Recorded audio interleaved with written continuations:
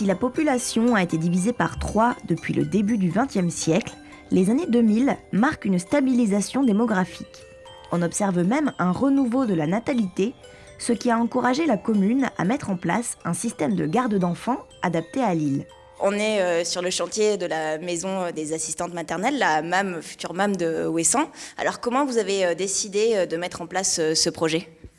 Pour répondre à un besoin, une attente des parents face à un problème de garde d'enfants, puisqu'on a eu la chance, et je dis vraiment que c'est une chance d'avoir une relative reprise de la natalité.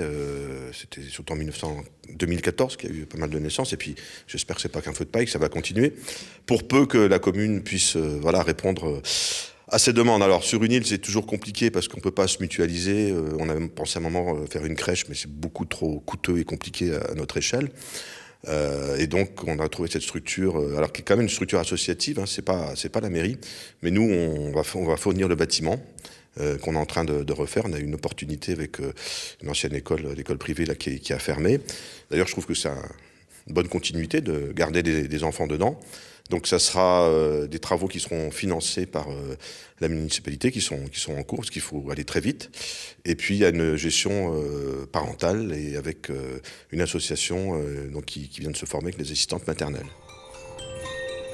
Cette initiative a permis la création de plusieurs emplois sur l'île.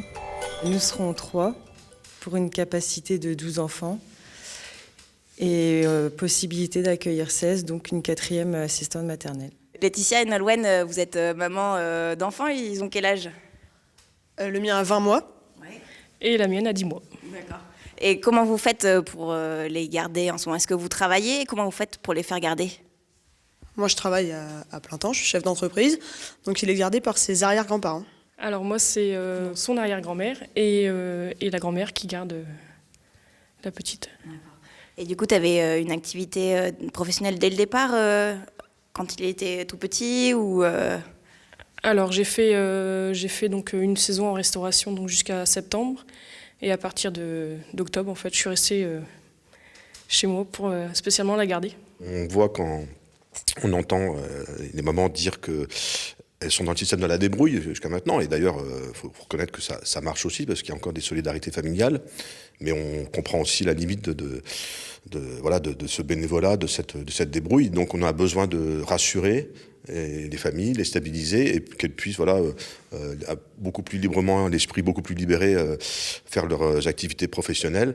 Et je crois que le mot professionnel c'est aussi important parce que derrière tout ça, on parle beaucoup d'emplois dans les îles, mais il faut accompagner, que ce soit par le logement, que ce soit par cette structure-là, les jeunes actifs qui veulent vivre en permanence sur l'île. Je pense que c'est un bon signe pour l'avenir.